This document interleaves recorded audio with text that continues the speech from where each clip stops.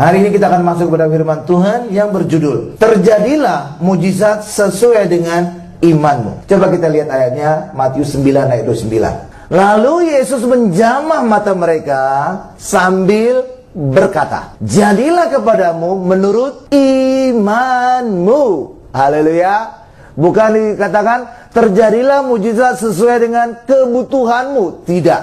Terjadilah mujizat sesuai dengan lama kebutaanmu. Tidak. Tapi terjadilah mujizat sesuai dengan imanmu. Jadi iman itu adalah pintu masuk untuk kita mengalami mujizat. Iman itu juga yang menjadi pintu masuk untuk kita mengalami anugerah Tuhan. Sama seperti juga hujan matahari itu dialami oleh semua orang, termasuk juga non-Kristen, termasuk juga orang berdosa, Bapak Ibu.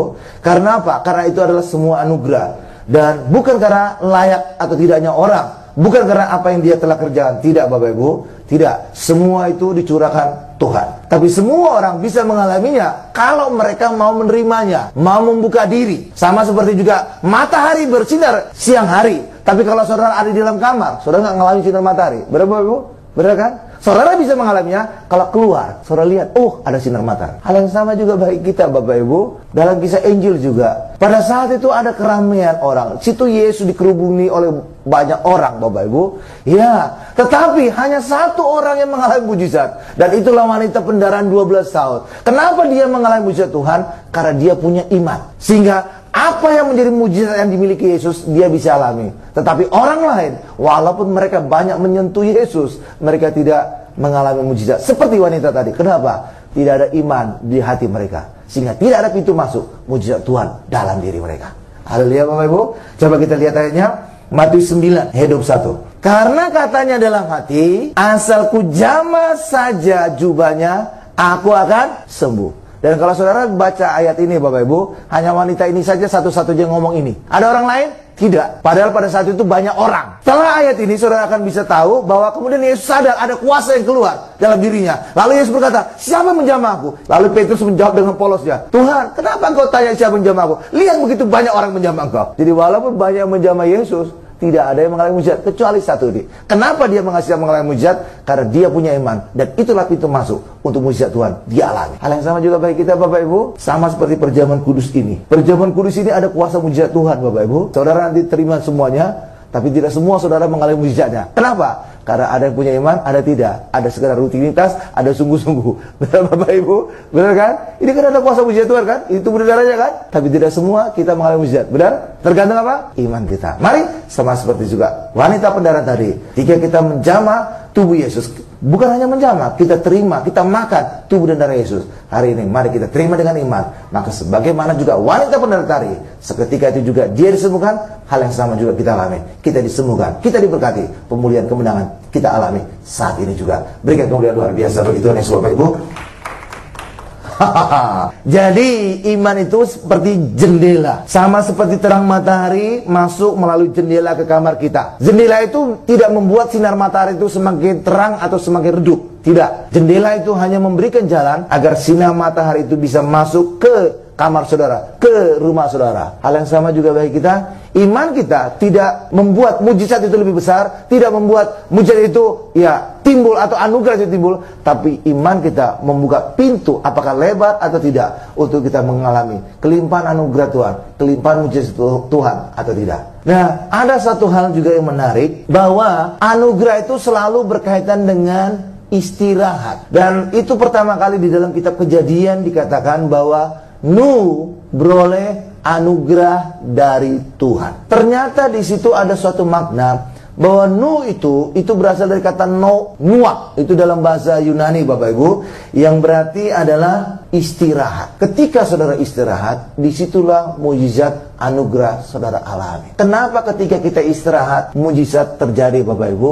Karena ketika istirahat bukan saudara yang kerja, Tuhan yang kerja. Dan ketika Tuhan yang bekerja, disitulah Tuhan menyatakan kuasanya, mujizatnya bagi kita. Amin. Ketika kita bekerja, sampai kapanpun saudara tidak mengalami mujizat. Kenapa? Karena ketika saudara bekerja, itu pekerjaan alami, bukan pekerjaan yang luar biasa, bukan pekerjaan mujizat. Amin. Karena itulah kalau saudara juga perhatikan di Injil, Tuhan Yesus seringkali mengadakan mujizat itu di hari Sabat. Kenapa sih, Pak? Yesus itu mengadakan mujizat di hari Sabat. Padahal kan orang Farisi dan ahli Taurat mengkritik Yesus. Ngapain mengadakan mujizat di hari Sabat? Ada hari yang lain. Dari hari Senin sampai Jumat. Kenapa pada hari Sabat? Saudara tahu kenapa? Bukan karena Yesus nyeleneh. Bukan karena Yesus ingin melawan Bapak Ibu. Atau ingin beda sendiri. Bukan Bapak Ibu. Karena pada saat hari Sabat, orang Israel tidak boleh bekerja. Hanya di rumah, hanya ibadah. Benar Bapak Ibu? Dan ketika mereka istirahat, tidak boleh bekerja, Tuhan yang bekerja. Itulah mujizat. Ya Bapak Ibu, itulah sebabnya kenapa seringkali di hari Sabat Yesus melakukan mujizat. Karena justru di hari Sabat itulah manusia istirahat dan Tuhan bekerja menyatakan kuasa mujizatnya bagi orang Yahudi. Amin. Berikan kemuliaan luar biasa bagi Tuhan Yesus. Haleluya. Jadi kita harus istirahat untuk mengalami mujizat Tuhan. Tapi bukan berarti orang Kristen itu menjadi malas-malasan. Enggak. Karena istirahat yang dimaksud adalah bukan istirahat fisik, tapi hati dan roh kita. Jadi walaupun kita bekerja, tapi tidak ada kekhawatiran. Jadi santai aja hati kita. Ada orang kan kesannya aja santai, penampilan luar, tapi hatinya buk, gerusak. Nggak jelas gitu Bapak Ibu. Cenderungannya penuh dengan kekhawatiran. Tapi hari ini, walaupun saudara sibuk, santai aja hidupnya. Oke, saya kerjakan semampu saya. Kalau nggak bisa, ya udah. Jadi nggak ngotot. Harus pasif. Kalau tidak, saya bisa gawat ini. Kalau tidak, waduh. Wah, itu hati yang tidak pernah damai. Nggak pernah ada istirahat, Bapak Ibu. Penuh dengan kejaran, penuh dengan tekanan, penuh dengan segala macam. Karena itulah bagi kita hari ini, istirahat dalam arti hati kita, roh kita. Karena kita percaya Tuhan terus bekerja dan Tuhan akan menghasilkan pekerjaan yang luar biasa di dalam kehidupan kita. Amin. Sama seperti Paulus juga. Walaupun Paulus itu sibuk, super sibuk. Karena saudara kalau bandingkan dengan rasul-rasul yang lain, Rasul Paulus lah paling banyak mendirikan gereja. Rasul Paulus lah juga yang paling banyak menulis kitab. Sehingga kalau kita lihat kitab Perjanjian Baru itu totalnya adalah 27 kitab. 51% dari kitab-kitab ini Rasul Paulus yang menulis. Tapi walaupun demikian sibuk, dia tidak gerusa-gerusu, dia tidak stres Bapak Ibu, tapi dia santai, dia selalu sukacita. Amin Bapak Ibu. Haleluya. Karena itulah bagi kita juga hari ini, mari kita dalam Tuhan, roh kita, hati kita santai. Kenapa? Karena kita percaya Tuhan turut bekerja, melakukan segala sesuatunya, mendatangkan kebaikan bagi kita, sehingga hasil karya pekerjaan kita luar biasa. Amin. Berikan kemuliaan luar biasa bagi Tuhan Yesus Bapak Ibu.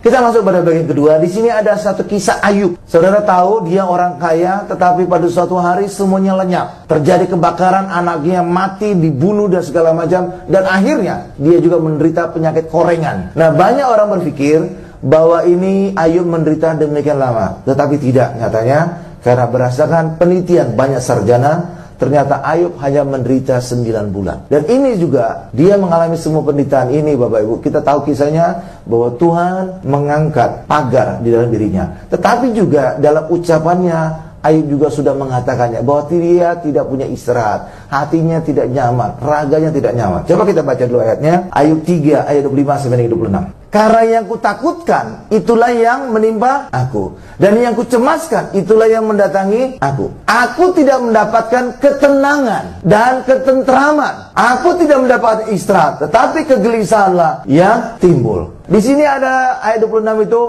ada dua kalimat yang menyebabkan dia mengalami kegelisahan. Itu adalah tidak mendapatkan ketentraman. Di dalam bahasa Yunaninya Bapak Ibu itu adalah raga. Dan tidak mendapatkan istirahat itu adalah nuak. Ketika kita tidak mendapatkan ketentraman dan istirahat, itulah yang akan membawa kita kepada stres, kegelisahan, dan apa yang dia takutkan. Dan itulah yang terjadi pada Ayub Bapak Ibu.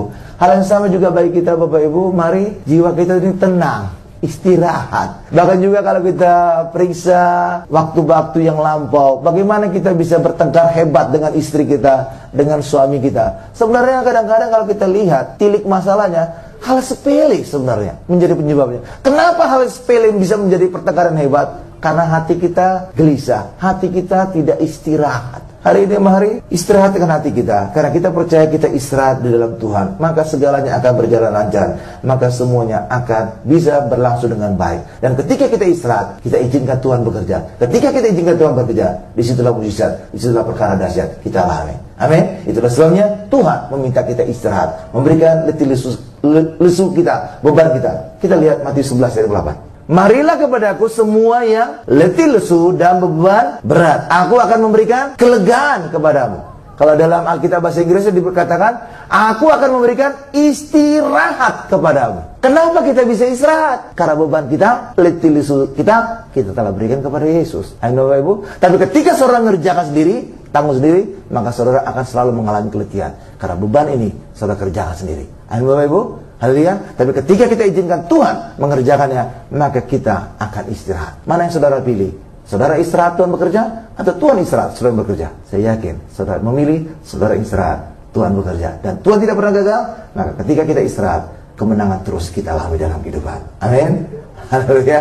Iya dong. Haleluya. Dan itulah seringkali juga dalam dialog sehari-hari juga di gereja atau di mana seringkali kita berkata, ketika kita angkat tangan, Tuhan turun tangan. Ketika kita turun tangan, Tuhan angkat tangan. Saudara milih yang mana? Saya yakin saudara memilih saudara angkat tangan, Tuhan yang bekerja. Amin Bapak Ibu. Dan inilah yang dikehendaki oleh Tuhan. Dan Tuhan sebenarnya telah menyelesaikan semuanya di atas kayu salib. Itulah sebabnya Yesus berkata, sudah selesai. Apapun yang kebutuhan saudara sudah diselesaikan oleh Yesus. Apa kebutuhan kita hari ini? Keselamatan? Yesus telah mengerjakan keselamatan. Benar? Apa yang saudara butuhkan hari ini? Kesembuhan? Yesus mengalami bilur. Agar lewat bilurnya kita disembuhkan. Apa kebutuhan saudara ini? Berkat? Yesus telah mengerjakan berkat. Dia kaya menjadi miskin agar kita diberkati. Apa kebutuhan saudara ini? Lepas dari kutuk? Yesus mati terkutuk agar kita hidup bebas dari kutuk. Apapun yang saudara butuhkan, Yesus telah mengerjakan. Bagian kita hari ini, percaya, istirahat, mengimani, izinkan. Semua Yesus kerjakan. Dan itulah rahasia kemenangan kita beroleh karya salibnya. Amin. Berikan dukungan luar biasa bagi Tuhan Yesus Bapak Ibu. Haleluya, haleluya. Karena itulah mari kita punya hati yang istirahat. Iya, dan itu semua ketika kita imani bahwa kita tahu Tuhan mengerjakan beban kita. Ada satu hal juga yang kira-kira bisa menjadi perbandingan begini. Suatu hari mungkin anak saudara memecahkan keramik yang saudara sayangi. Karena keramik ini punya nilai sejarah. Tetapi kalau kita renungkan 10 tahun kemudian akan peristiwa anak saudara memecahkan keramik tadi, saudara akan melihat, oh ternyata itu bukan hal yang berarti. Tetapi ketika anak saudara memecahkannya dan saudara mengalami stres 10 tahun ke depan, saudara masih tetap mengalami stres. Karena itulah baik kita hari ini, mari apapun masalah kita, jangan saudara membuat saudara capek. Jangan membuat hati saudara capek. Jangan membuat hati saudara itu melakukan banyak hal yang sebenarnya tidak perlu. Hari ini istirahatkan hatimu. Karena kita tahu Tuhan telah mengerjakan semuanya bagi setiap kita. Kita akan masuk pada bagian ketiga Bapak Ibu selanjutnya. Pada saat kita lemah, kita bersandar pada kuasa Tuhan. Dan kuasa Tuhan dinyatakan sempurna. 2 Korintus 12 ayat 9. Tetapi jawab Tuhan kepadaku, cukuplah kasih karuniaku bagimu. Sebab justru dalam kelemahanlah kuasaku menjadi sempurna. Sebab itu terlebih suka aku bermegah atas kelemahanku, supaya kuasa Kristus turun menaungi aku. Ketika kita lemah, ayat ini berkata, maka kuasa Tuhan dinyatakan sempurna. Dan ketika kuasa Tuhan dinyatakan sempurna, apa yang terjadi Bapak Ibu? Di sini pasti terjadi mujizat. Karena ketika kuasa Tuhan bekerja, di situ pasti ada perkara besar. Tetapi ketika saudara kuat, hanya kekuatan saudara yang dinyatakan. Kuasa Tuhan tidak akan muncul. Karena kuasa Tuhan hanya muncul pada saat kita lemah. Dan ini juga bisa dialami oleh kita semua. Saudara, saya yakin saudara punya kelemahan. Tapi ketika saudara serahkan kelemahan saudara, Tuhan bisa turun, kuasanya dinyatakan sempurna. Justru di mana kelemahan kita, di situ menjadi kekuatan kita. Apa Pak buktinya Pak? Oh gampang. Saudara tahu pendeta-pendeta besar di Jakarta ini, kalau saudara lihat masa lalunya, semuanya itu tidak bisa ngomong, gagap, grogi di mimbar. Tapi ketika kelemahan itu mereka serahkan kepada Tuhan, maka Tuhan memakai orang itu. Kuasa Tuhan dinyatakan, mereka menjadi pengkhotbah luar biasa. Termasuk juga Bapak Gembala Sidang kita. Saudara mungkin membaca di buletin atau acara TV, beliau bersaksi dulu adalah pegawai istana. Beliau tidak bisa ngomong. Ketika presiden akan datang, beliau harus membayar pegawai TVRI untuk berkata, Bapak Presiden akan memasuki ruangan, diharap para tamu undangan berdiri. Hanya ngomong itu aja nggak bisa Bapak Ibu. Tapi justru Bapak Gembala yang kagok berbicara, dipakai Tuhan menjadi gembala gereja yang sangat besar. Sehingga bisa berkorban di hadapan ribuan, ratusan ribu orang di Stadion Utama Senayan. Betul Bapak Ibu? Siapa saudara kenal pendeta besar? Sekalipun besar. Pendeta yang ini, saya nggak nyebut nama ya Bapak Ibu ya, besar. Haleluya, saudara tahu masa lalunya SMP itu gagap. Pendeta siapa lagi? Dulu pernah juga di Tiberias. Pendeta juga terkenal Bapak Ibu, tapi dia tidak bisa ngomong. Nyanyi juga tidak bisa. Ketika dulu dia SD, hanya nyanyinya kuku kuku ruyuk, begitulah bunyinya. Kakinya bertanduk, hewan apa namanya? Saudara tahu itu ya, saya nggak nyebut nama. Benar? Pendeta terkenal kan? Iya. Tapi masa kecilnya, masa lalunya nggak bisa ngomong. Joseph Pring, pendeta nomor 1 di Singapura. Masa lalunya nggak bisa ngomong. Di depan kelas bisa dia disuruh berbicara, membaca, bisa ketakut sampai maaf kata buang air kecil. Tapi sekarang pendeta nomor 1 di Singapura. Jadi saudara lihat, di mana kelemahan kita ketika kita serahkan kepada Tuhan, di situ kuasa Tuhan turun dan di situ menjadi kekuatan kita. Kenapa menjadi kekuatan kita? Karena bukan kekuatan kita lagi, kekuatan Tuhan dinyatakan sempurna. Berikan dukung dia luar biasa bagi Tuhan Yesus Bapak Ibu. Haleluya. Haleluya. Jadi apapun kelemahan saudara hari ini, serahkan kepada Tuhan supaya kuasa Tuhan dinyatakan dan disitulah justru menjadi kekuatan kita kelak. Ya, dan juga Tuhan memberikan kita damai sejahtera Bapak Ibu. Dan Tuhan Yesus juga berkata, damai sejahtera yang kuberikan kepadamu itu tidak seperti yang dunia berikan. Jadi damai sejahtera yang Tuhan berikan kepada kita bukan seperti yang dunia berikan Bapak Ibu. Dunia itu bisa memberikan damai sejahtera, benar, tapi itu sementara. Dan bukan hanya sementara, tidak menyelesaikan masalah kita. Ya, misalkan apa yang membuat saudara tidak damai sejahtera? Misalkan penyakitan. Saudara sudah penyakitan nggak sembuh-sembuh, maka saudara akan stres. Aduh Tuhan, saya sakit terus ini. Biaya sudah demikian banyak tapi nggak sembuh-sembuh. Keluargaku sudah capek. Haleluya. Maka mungkin saudara putus asa, ya Tuhan cabut aja nyawa. Haleluya Bapak Ibu. Saudara kehilangan damai sejahtera. Dunia bisa mengurangi damai sejahtera, stresnya saudara, penderitaan saudara dengan apa? Dengan cara emosional Bapak Ibu. Apa misalkan mungkin saudara disuruh untuk liburan ke puncak, ke gunung, lihat-lihat pemandangan indah. Mungkin saudara juga disuruh ke tepi pantai, melihat pemandangan sunset, melihat gelombang laut. Secara emosional penderitaan saudara turun, tapi masalahnya tidak tersentuh. Penyakit saudara masih tetap ada. Tapi ketika damai sejahtera Tuhan diberikan, masalahnya langsung tersentuh. Penyakit saudara disembuhkan. Seketika itu juga saudara tidak stres lagi. Damai sejahtera Tuhan permanen, karena langsung menyentuh masalah. Demikian juga mungkin saudara dianjurkan oleh dunia untuk mencium bau-bauan, cium bau aroma terapi Bapak Ibu. Benar, sesaat saudara akan rileks, tenang, rasanya saudara lupa sementara atas penyakit. Tapi penyakitnya masih tetap ada, tidak tersentuh. Selesai dari aroma terapi, saudara menderita lagi. Jadi itu adalah hanya menurunkan stres. Damai sejahtera yang diberikan Tuhan itu adalah permanen Bapak Ibu. Kenapa bisa permanen? Karena langsung pada masalahnya. Karena itulah Yesus berkata, damai sejahtera yang aku berikan itu berbeda dari damai sejahtera yang dunia berikan. Karena damai sejahteraku itu adalah permanen. Karena masalahnya langsung diselesaikan. Ya, itu dia. Haleluya. Demikian juga bagi kita hari ini Bapak Ibu. Kalau kita ingin mengalami hari-hari damai sejahtera, maka kita harus menjaga lidah bibir kita. Kalau kita tidak menjaga lidah bibir kita, kita perkatakan hal-hal kotor. Itu bukan berarti omongan kotor Bapak Ibu. Iya. Jadi walaupun mulut kita ini kecil, kebun binatang juga bisa masuk semua di dalam Bapak Ibu. Bisa bebek, kucing, segala macam bisa keluar. Benar Bapak Ibu ya? Haleluya. Dan bukan itu maksudnya. Artinya adalah mari ucapan kita sesuai dengan firman Tuhan. Seperti apa Pak?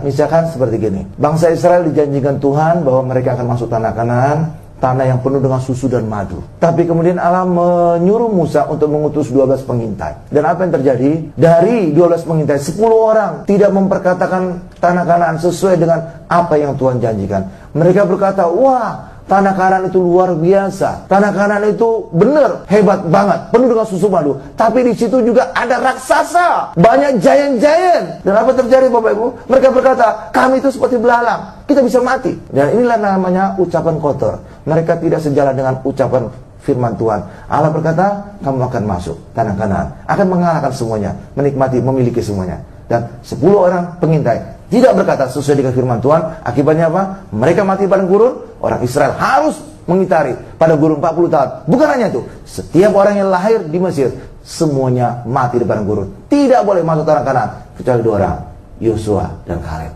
Ayo Bapak Ibu, itulah sebabnya perkataan firman Tuhan, itulah yang baik, ucapan baik, lidah bibir kita, bukan yang bertentangan dengan firman Tuhan. Kalau kita bertentangan, maka kita akan tiba ke tanah Kanaan, tidak akan tiba ke tempat peristirahatan Tuhan, tidak akan tiba di kerajaan surga. Kita baca ayat terakhir, Ibrani 10 ayat 11. Itulah sebabnya aku murka kepada angkatan itu dan berkata, selalu mereka sesat hati dan mereka tidak mengenal jalanku. Sehingga aku bersumpah dalam murkaku, mereka tak akan masuk ke tempat perhentianku. Tidak akan masuk tanah Kanaan, tidak akan masuk kerajaan surga. Itulah sebabnya bagi kita hari ini, mari kita jaga lidah bibir kita, sehingga kita tidak mengalami seperti 10 pengintai yang memperkatakan hal-hal busuk, yang menghasut orang Israel, yang tidak sesuai dengan firman Tuhan. Tapi kita perkatakan sesuai dengan firman Tuhan. Disitulah yang menjadi rahasia. Kita mengalami tanah kanan, kita mengalami mujizat, kita mengalami kuasa, dan kita mengalami kemenangan dalam kehidupan. Firman Tuhan berkata, oleh bilurnya kita sembuh. Perkatakan, aku sembuh oleh bilur Yesus.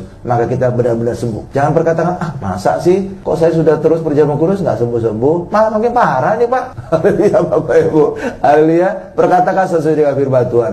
Firman Tuhan berkata, Yesus kaya menjadi miskin agar menjadi kaya, agar hidup kita berkati. Yesus berkata, aku datang memberikan hidup berkelimpahan. Katakan sesuai dengan ucapan Yesus, maka kita bisa mengalaminya. Jangan berkata, Pak, itu janji aja.